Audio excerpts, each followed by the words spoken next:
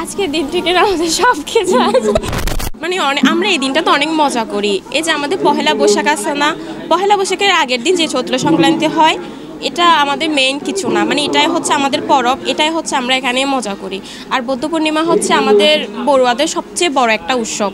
এই দিনে আমরা অনেক কিছু, এই দিনে আমাদের অনেক কিছু হয়, আর এখানে এসে অনেক ভালো লাগে, অনেক জিনিস দেখতেও পাই। হ্যাঁ, এবারে আমাদের এত বড় আয়োজন, আগে কোনোদিন এখানে এরকম আয়োজন হয়নি, ফার্স্ট টাইমই হচ্ছে।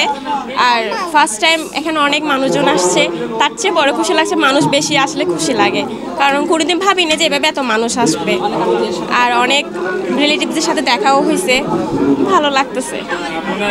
হচ্ছে আমাদের বৌদ্ধদের জন্য অনেক মানে বড় একটা উৎসব। এই দিনই আজকে আমাদের বৌদ্ধ জন্ম, এই দিনই আমাদের বৌদ্ধের জন্ম আর বৌদ্ধত্ব লাভ মহাপরিবেন এই দিনই আজকে 21 দিন মানে হয়েছিল।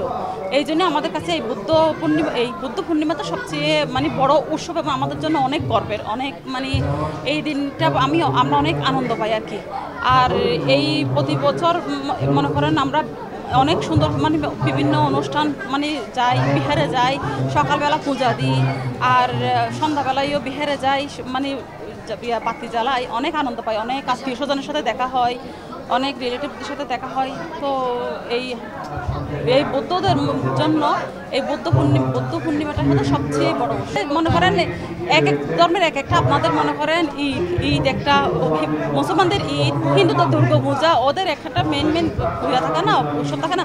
এই বৌদ্ধদের জন্য, বুদ্ধিস্টদের জন্য সবচেয়ে হচ্ছে বড় উৎসব হচ্ছে আমাদের মনে করেন ঈদেই হচ্ছে এটা সবচেয়ে আমাদের মানে গর্বে হচ্ছে এটা। আজকের দিনটাই আমরা অনেক আনন্দ করে ভালো করি।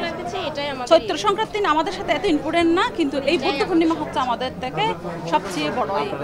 সবাইকে বৌদ্ধ পূর্ণিমার শুভেচ্ছা জানাবো। ওইটা